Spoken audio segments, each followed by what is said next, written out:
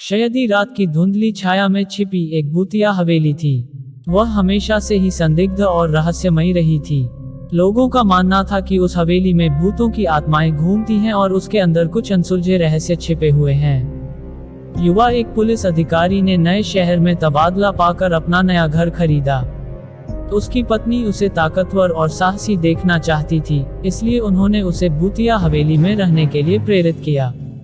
Police अधिकारी अपने कर्तव्य को निभाने की भूमिका में उसे स्वीकार कर लिया। पहली रात को उन्होंने गाड़ी को हवेली के सामने रोक दिया और अधिकारी अपने घर में घुस गया। हवेली के बगीचे में आसमान में तारे चमक रहे थे और बाहर की धुंध में कुछ गूंजते हुए आवाज सुनाई दे रही थी। यह सब उनको भयानक लग रहा था, लेकिन उन्होंने खुद को सामरिक और ठोस बनाने का तरीका अपनाया। वह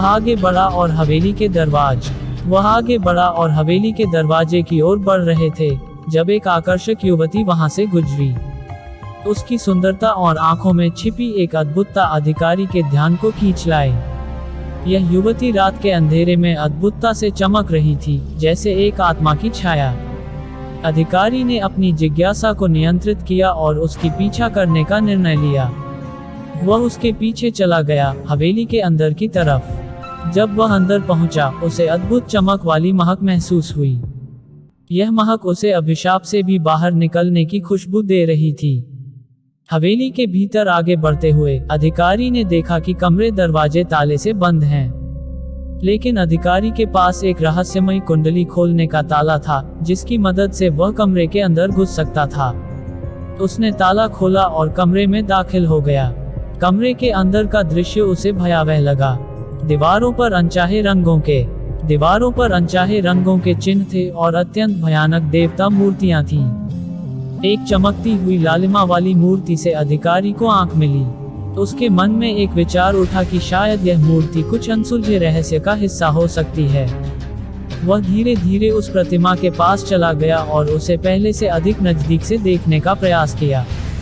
चमकती हुई मूर्ति के पास पहुंचते ही अधिकारी ने एक रहस्यमयी चिट्ठी देखी जो उसके लिए छोड़ी गई थी।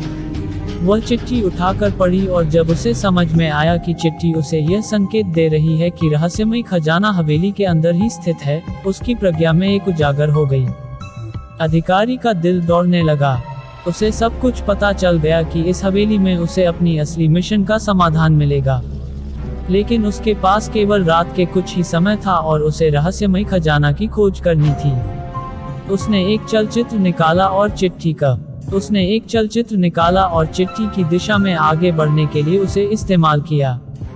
चलचित्र उसे हवेली के अंदर की गहराइयों में ले गया, जहां उसे रहस्यमयी कमरे और गुप्त सुरंगों की जांच करनी थी।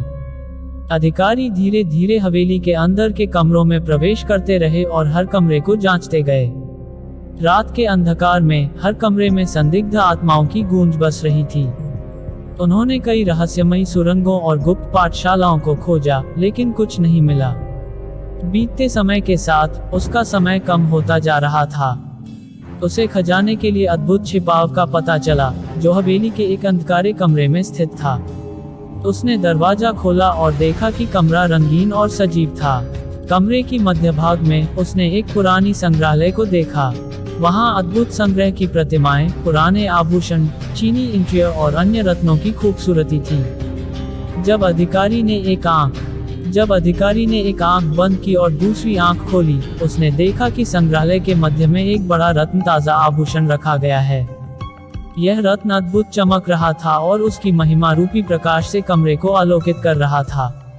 अधिकारी ने यकीन किया कि यही रहस्यमयी खजाना है, जिसकी खोज उसे इतनी मेहनत के बावजूद मिली है। उसने धीरे से रत्न के पास बढ़ाया और उसे धनुष पर स्थापित करने का निर्णय लिया। जैसे ही उसने रत्न को धनुष पर रखा, एक अद्भुत घटना हो गई। रत्न की चमक और रोशनी बढ़ती गई और हवेली के अंदर से एक प्रकाश का ब्रह्मांड उजागर हो गया। उस प्रकाश की गहराई में अधिकारी को अद्भुत शक्ति और अनुभव की ज्ञान में झलक मिली। वह देखा कि यह रत्न सिर्फ एक चमकता हुआ आभूषण नहीं था, बल्कि यह उसकी आत्मा को प्रशांति, ब्रह्मज्ञान और दिव्यता का अनुभव कराने वाला एक आध्यात्मिक वस्त्र था। इस खजाने का अद्भुत महत्व अधिकारी को समझ में आया। यह रत्न सिर्फ दौलत और स्वार्थ की प्रतीक नहीं था, बल्कि यह एक पूर्णता और सत्य की प्रतिष्ठा को दर्शाता था। धनुष को उठाते ही अधिकारी को एक आभा ने घेर लिया। यह आभा उसे अपरिचित जगहों में ले गई, जहां उसे एक ब्रह्मज्ञानी संत मिला। संत ने उसे विज्ञान के गहराई में ले जाया, जहां उसे इंद्रजाल, शक्तियों और प्राकृतिक तत्वों का एक अद्भुत सामंजस्य का अनुभव हुआ। यह अनुभव अधिकारी के मन में ज्ञान, शक्ति और निर्णय का संगम जगा दिया। उसे समझ में आया कि यह खजाना सिर्फ उसकी अपनी धन कमाई को पार करने के लिए नहीं था, बल्कि इसका उपयोग करके उसे जगत के उच्चतम मंच पर ले जाने का अवसर था। अधिकारी ने अपनी यात्रा के दौरान सभी अद्भुत चुनौतियों का सामना किया। उसने अपने धैर्य, विवेक और सामर्थ्य का परीक्षण किया और हर बार उसने अपनी परिस्थितियों को पार किया। अधिकारी की यात्रा में वर्षा ने भी अपनी भूमिका निभाई। तूफानी बारिश और जल प्रलय के दौरान वह अपनी सामर्थ्य और अद्भुत संयम का परिचय दिया। उसने अपनी भयंकर दृढ़ता के साथ स्थिर रहकर अपार जीवन की आवश्यकताओं को पूरा किया। उसकी यात्रा अंततः उसे एक महान गुरु के पास ले गई, जो अद्वैत ज्ञान के प्रणेता थे। गुरु ने उसे मार्गदर्शन और उज्ज्वल ज्ञान की प्राप्ति के लिए संचालित किया। अधिकारी को आत्म परिचय का अनुभव हुआ, जहां उसने जीवन की सार्थकता, सत्य और आदर्शों को समझा। यात्रा के अंत में अधिकारी ने खजाने का उपयोग नहीं किया।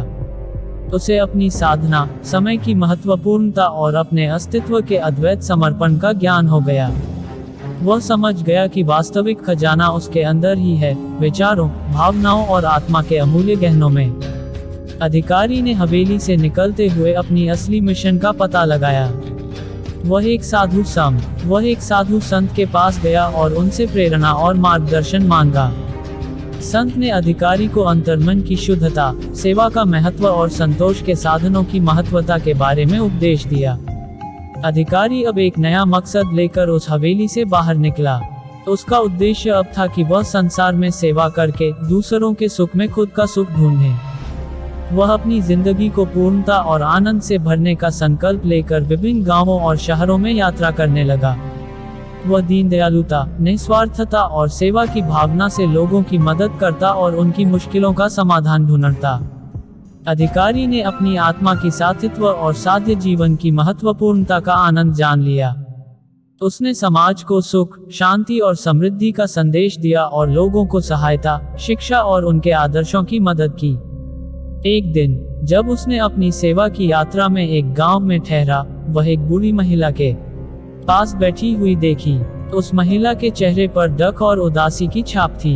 अधिकारी ने महिला के पास जाकर पूछा, आपको क्या परेशानी है दादी माँ? महिला ने दुखी होकर कहा, बेटा, मेरे पास एक छोटा सा मकान है, लेकिन वह मकान मुझे ज्यादा उबासी और सुरक्षित नहीं लगता। मैं यहाँ अकेली रहती हूँ और रोज रात को डर से सोती हूँ। मेरे पास कोई संरक्षण नहीं है।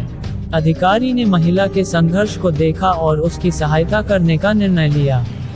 उसने गांव के लोगों को एकत्रित किया और उनसे एक सामाजिक कार्यक्रम की योजना बनाई। वह लोगों की सहायता से महिला के मकान को ताजगी देने, सुरक्षा की सुविधा संगठित करने और उसे सामुदायिक आवास के हिस्से में शामिल करने का कार्य शुरू किया। इस कार्यक्रम के दौरान अधिकारी ने भी आत्मसंयम, धैर्य और संगठन का अध्ययन किया। वह उनकी जरूरतों को पूरा करने के लिए अपनी सामर्थ्य का इस्तेमाल करते हुए समुदाय के साथ ही लोगों को आपस में मिलकर एक समूह बनाने का संगठन किया। यह समूह महिला की सुरक्षा, सामाजिक सहयोग और आर्थिक सहायता की जिम्मेदारी उठाने का प्रतिबद्ध था। महिला की यह मुसीबत गांव के लोगों को प्रेरित करती रही और समाज के उच्चतम मंच पर इस मुद्दे को उठाने का माध्यम बना। समाज ने इस नेक कार्य को आदर्श माना और लोगों ने अपनी योगदान देकर महिला की समस्या का समाधान किया। महिला की सुरक्षा के लिए एक निगम बनाया गया, जिसमें सभी गांव के लोग सहयोग कर उसे सुरक्षित बनाने के लिए उठे। इसके साथ ही उसे आर्थिक सहायता भी प्रदान की गई, ताकि वह अपनी आजीविका के लिए स्वयं समर्पित हो सके। धीरे धीरे उस महिला के चेहरे से दुख की छाप मिटती गई और उसकी आंखों में नई आशा जगी। वह अब एक संपूर्ण समुदाय की सम्मानित सदस्य बन गई, जिसने उसके जीवन को पुनः रंग भर दिया। अधिकारी ने अपने लक्ष्य में सम्मान, सफलता और संगठन का अधिकारी ने अपने लक्ष्य में सम्मान, सफलता और संगठन का सम्मान लिया।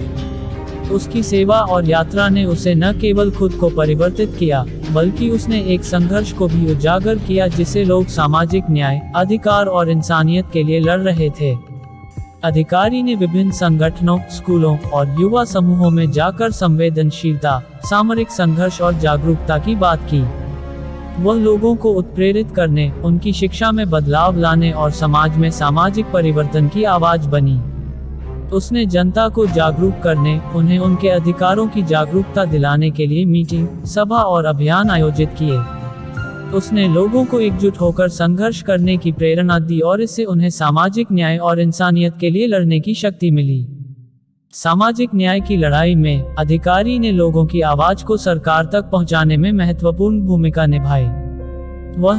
वह न्याय संघों के साथ मिलकर विभिन्न आंदोलन, मोर्चे और धरने आयोजित किए। उसने अधिकार और न्याय के मुद्दों पर संवाद और चर्चा की और लोगों को जागरूक करने के लिए संगठन की मुख्यता रखी। अधिकारी और उसकी साथी संगठनिक टीम ने संघर्ष के माध्यम से सुधार किए जाने वाले कई नीतियों को प्रभावशाली ढंग से प्रभावित किया।